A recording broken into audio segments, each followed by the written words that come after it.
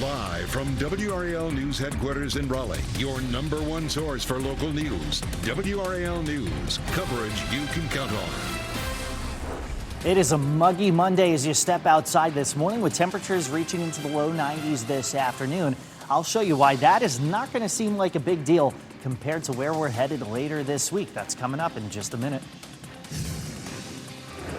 Budget breakthrough. State lawmakers reach an agreement and plan to vote on it this week. What's included in the deal and what got left out? Plus, paying at the pump. This July 4th will be one of the most expensive ever when it comes to gas prices. The effect it's having on some people's Independence Day plans. Those stories and others we're watching very closely as you join us this Monday morning. It's cloudy, a little foggy in some places, but we'll go ahead and get you set off just right. Thanks for joining us here. I'm Chris Lovingood. And I'm Renee Chu. Yes, cloudy skies out there, but the sun just trying to peek through those clouds over downtown Raleigh. Let's get to meteorologist Chris Michaels in for Elizabeth this week. And we have cloudy skies in Pittsburgh as well. Yeah, the sun winning that game of peekaboo there in Raleigh. Not so much the case in Pittsburgh. We start out overcast this morning. Hey, the clouds are really helping to trap in the heat that we had yesterday. Now you wake up this morning, Chapel Hill 71, Morrisville 75, Cary down to 72, Holly Springs, Fuquay, and Clayton. Good morning, you're at 73 degrees. So even as you take the dog for a walk, even if it's quick, you're probably going to break a quick sweat this morning. By midday, temperatures are in the mid 80s. And then high temperatures today, very similar to what we've seen in recent days, with the triangle reaching the low 90s. Maybe a stray shower out there this afternoon, diving in out of the north and east. Not as many storms as we saw over the past 2 days. That's why our coverage is at about 20%. Storms are limited, but the heat is not. Going to show you how many days stand the chance of touching or exceeding 100 degrees this week. That's coming your way in a few minutes. Laura. Oh, things heating up. Okay, Chris, thank you. I'm Laura Levine here for Ken Smith. He has the week off. And things are pretty much cool when it comes to traffic this morning. All green on the board here. The only accident that we're tracking is right here in the downtown Raleigh area. But that incident seems to be very minor. We do have a photographer heading to that scene to give us an update. So just be mindful of that. We have a live look here at I-40 at Airport Boulevard. You can see traffic is moving nice and smoothly as you begin your Monday morning commute. When it comes to drive times and delays that we're tracking right now, we're pretty much seeing zeros all across the board this morning. So that's really great news if you're heading out. We will keep you updated on if that changes. Be sure to tune us in on the radio at 101.5 HD3. Laura, thank you. We're following breaking news. A woman is dead and a man is in custody after stabbing in Fayetteville. This happened on Lansdowne Road near Skybo Road just after 9 p.m. Police say the woman who was stabbed died at a hospital. Neither the victim nor the man who was arrested have been identified. First on WRAL, North Carolina lawmakers reach a long-awaited deal on the state budget, and they hope to vote on it this week. Well, sources tell our NC Capitol team that the lawmakers worked throughout the weekend in order to get that agreement hammered out. Let's bring in Ali Kabdabar. She has been following that story for us on what's expected in this deal, including raises for state employees. Plus, Ali, you're also talking about what's not included in this deal. Yeah, some major proposals didn't make the cut, Chris. Now, people with the negotiations, budget negotiations, tell our NC Capitol team that they went back and forth over the weekend trying to finalize those spending priorities. Under the deal, state employees would receive their first raise in 2 years. Most workers would see a 3% increase in pay. State employees in corrections and some other public safety roles would receive much bigger raises, ranging from 10.1% to 17.7%, depending on role and classification. Teachers would also see pay increases, averaging about 8% under the agreement. One proposal that did make it, new revenue sharing from sports betting taxes that would benefit NC State and UNC. But the final budget leaves out some major proposals that had been part of earlier discussions. A proposal to fund a Major League Baseball stadium didn't make it. WRAL first reported Senate leaders were pushing a framework for a $1.7 billion Raleigh stadium to support a Major League Baseball expansion bid. WRAL state government reporter Caroline Yaffa explains why it didn't make the cut. House Speaker Dustin Hall needs to see proof that taxpayers are going to get a return on investment if a baseball team is brought to North Carolina. He says that it's possible that he could support this in the future, but at this moment, the framework is not showing that it is likely to happen. So here's where things stand right now. As of late last night, lawmakers, they were talking with smaller member requests about money that includes things like fire stations or new bridges for home districts. Now, WRAL will be following this throughout the week. Reporting live in Raleigh, Ali Kadlabar, WRAL News. Allie, thank you. We will be following the latest on the budget breakthrough. You can get the latest information on WRAL.com and in our evening newscast starting at 4 p.m. New data from AAA shows gas prices are slowly coming down across our state ahead of July 4th. The average for a gallon of gas in both Raleigh and Charlotte, $3.53. And in Wilmington, it's $3.49. Now, folks, this will be the second most expensive July 4th holiday ever at gas stations, and that's causing headaches for some drivers. WRAL's Kelsey Coffey joins us live right now in Raleigh outside one gas station. Kelsey, some people are even adjusting their vacation plans just to save money. Yes, Chris, gas at this Exxon here on Atlantic Avenue is $3.55 a gallon this morning. Travelers are not only taking note of the higher prices at the pump, but higher prices for everything else, like food and hotel stays. That's making them change their spending habits this 4th of July holiday. More than 2 million North Carolinians plan to hit the road this week, according to AAA. Many travelers are changing their plans to offset the higher cost of gas, like choosing a destination closer to home or taking shorter trips, while others are just choosing to stay home. Do you have any travel plans for 4th of July week? I don't. I am cutting on my spending because it's not just gas prices that are high. Everything is high. And we spoke with another driver who says his family is traveling less overall this year, and they're choosing to drive instead of fly for most of their trips because even though gas prices are up, it's still cheaper than airfare. Kelsey Coffey, WRAL News, live in Raleigh. The suspect in a deadly Harnett County stabbing is expected to make her first court appearance today. Lisa Acevedo is charged with murder in the death of Victoria Young. The stabbing happened back in May on Dunroven Lane and Broadway. Acevedo was arrested over the weekend. Well, today the trial begins for a man accused of shooting and killing a driver on I-40 in Wake County, and that was during an apparent case of road rage. 35-year-old Josue Alejandro Cantanilla Reyes is accused of shooting and killing Ricardo Cardenas. He is also accused of being in the country illegally and faces a federal gun charge. That shooting happened in March of last year. This was along I-40 near Cary. Well, we spoke with the family of Ricardo Cardenas, and they say he was a father of 2 boys and was on his way to work and didn't know the suspect, not before the shooting. And since that day, the Cardenas family has felt his absence in many celebrations, including Christmas and his birthday. A couple days after Christmas was his birthday. That was the hardest day. That was the hardest day. Because that was the first birthday without my brother.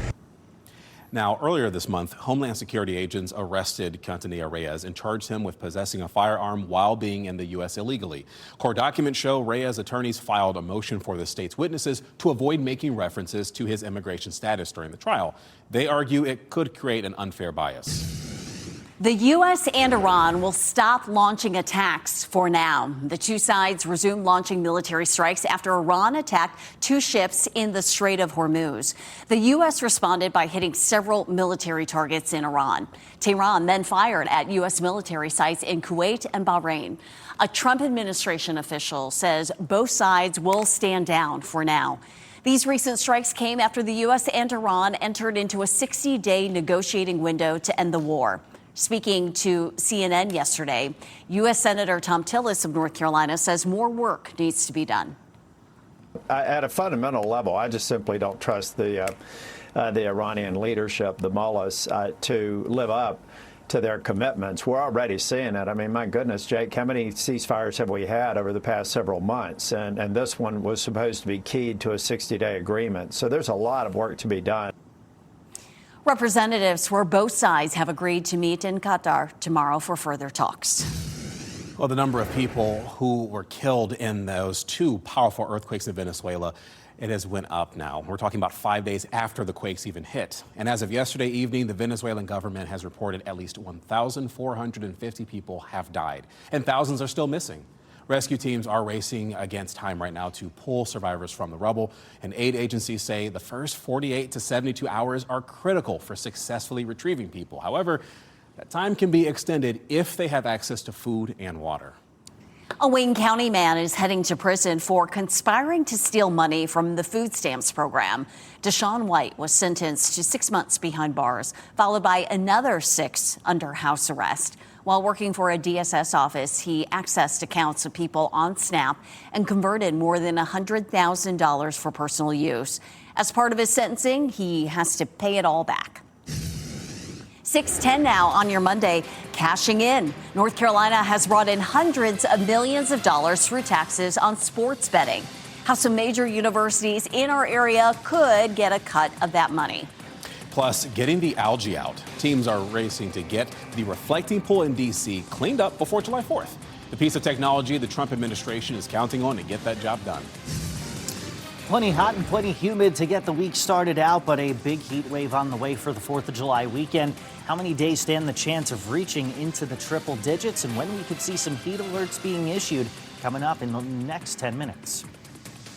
As you get into your car, tune to WRAL News Plus on your radio. In Raleigh on 99.3 FM, in Durham 96.5 FM, and everywhere on 101.5 HD3.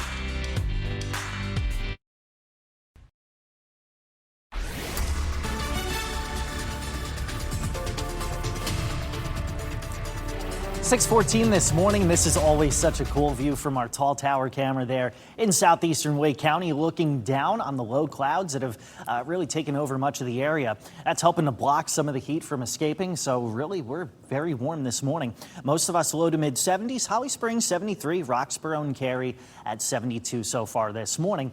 Some of those clouds may eventually squeeze out a stray rain shower, but it's really only about 20% of the area compared to the 50 to 60% of the area that got some needed rain over the course of the weekend. Some of those storms were strong, but that risk is very, very low today.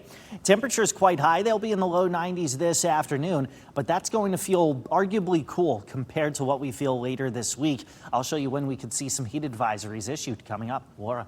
Chris, thank you. Here in the traffic center, we are seeing green all over the board here and on the map. We're tracking an accident, a minor incident in downtown Raleigh, but it appears that crash has cleared. But we have a live look here at I-40 at Jones Sausage Road. Just to give you a live look of the road conditions, you can see traffic is beginning to pick up in the last half hour and certainly compared to the last hour here at I-40 at Jones Sausage Road. But still, no major backups or delays that we're tracking. And our friends in Durham, we certainly didn't forget about you. You can see that we're also not seeing any delays on the board, about a 1-minute delay if you're traveling from NC 50. So, of course, want to keep you updated on all things travel as you're heading out for your Monday morning commute.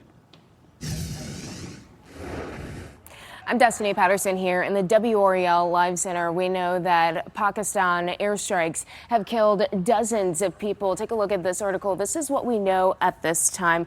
36 civilians are dead and more than 160 people are hurt. Pakistan says this was a ground operation along Pakistan and its border with Afghanistan. It said that the operations were launched in response to militant attacks across Pakistan, but Afghanistan condemned the strikes, calling them cowardly acts of aggression and an act of brutality. Destiny, thank you. As state lawmakers move closer to voting on a budget deal, one part of that would see UNC and NC State getting a cut of the money from sports gambling taxes. UNC and NC State are the state's largest and most popular college sports programs. They have been left out of distributions from taxes on sports betting operators. That money has flowed to other state schools. UNC and NC State have been lobbying about this issue since the dawn of sports gambling in North Carolina in 2024. All other 13 UNC system schools that have athletic departments have been collecting money during this time period. NC State and UNC have said, well, many people are betting on us. We should probably get a cut of that.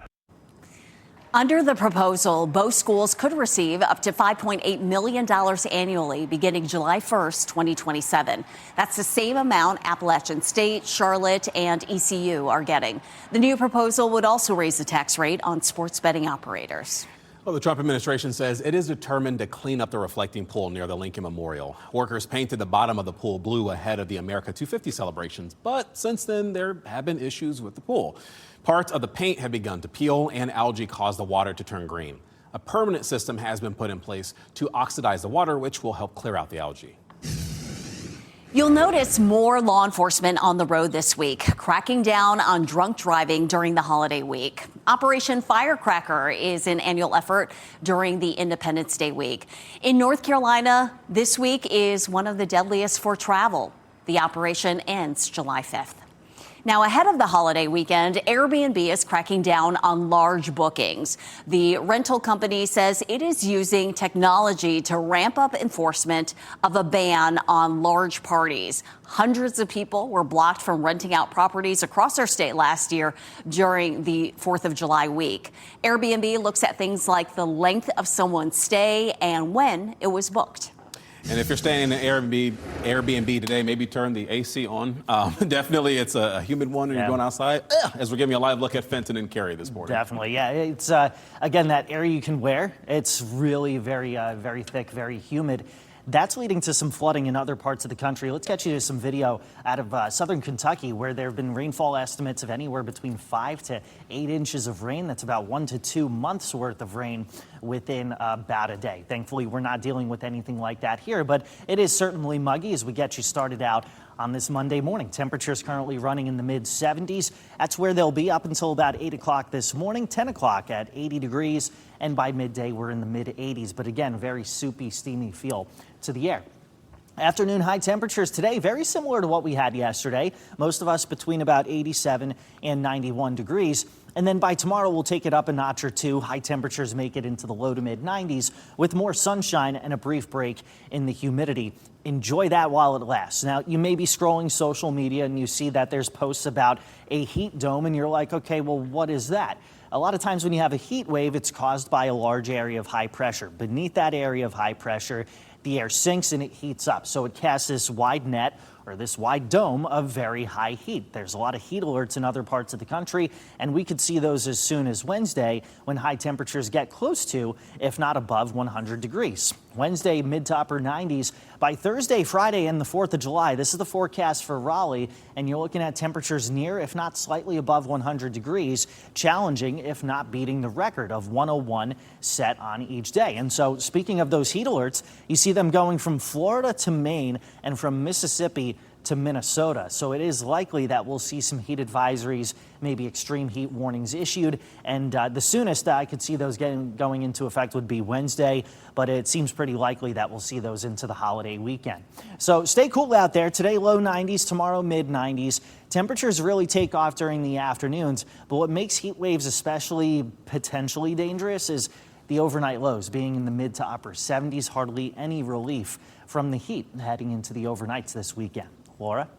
Chris, thank you. Well, we have some really good news. If you are preparing to hit the roads already for your 4th of July travel, you can see now is the time to get on the road. We have all green, all on this map here. Taking a live look outdoors at I-40 at Lake Wheeler Road, you can see traffic is picking up, but still moving at a nice and steady pace, not tracking any major backups or delays. We also have this live look to give you a different point of view at I-40 at Airport Boulevard. Again, traffic is moving nice and smoothly as you begin your Monday, even if you're heading to work and maybe not yet ready for the 4th of July holiday. As always, be sure to tune us in on the radio at 101.5 HD3. Thanks, Laura. Proving impairment. Law enforcement will be on the lookout for drunk drivers during the July 4th holiday travel week. WRAL investigates the new tools designed to keep you safe on the roads. Plus, copperhead warning. A trip to the trash can turned into a life-changing ordeal for one local woman. The message she is sharing that could help protect your family.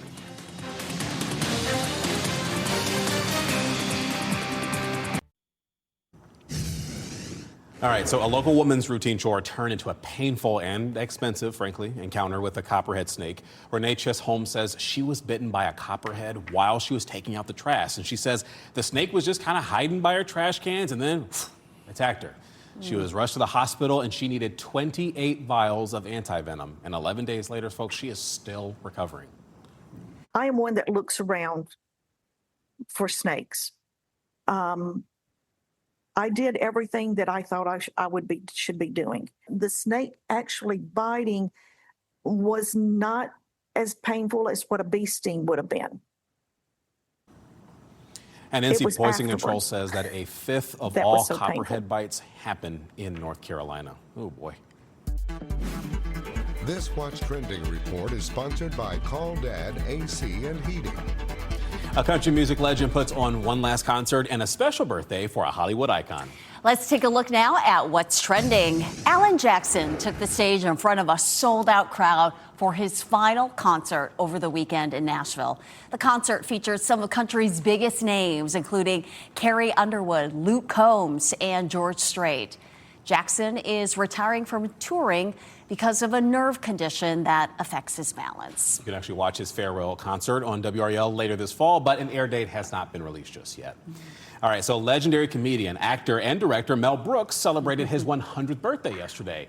You may know that he is known for classic comedies such as Blazing Saddles, Young Frankenstein, and Spaceballs. Actually, Brooks is far from retiring because he is going to be back in Spaceballs sequel as a yogurt. Yeah, still working at age 100. That's amazing. And for his birthday, the American Film Institute declared Blazing Saddles as the funniest film of all time. Between him and David Attenborough, apparently working keeps you going. Keeps Love you that. young.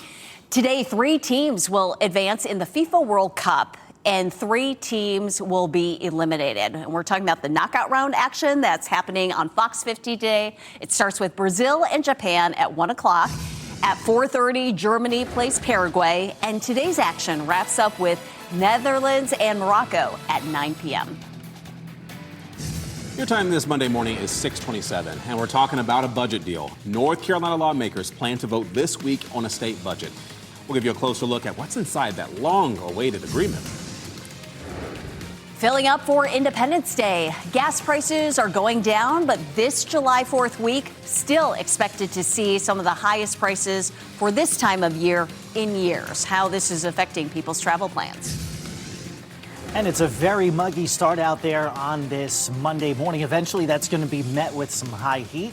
We'll show you when we could see heat advisories or even extreme heat warnings issued coming up in the next half hour of news.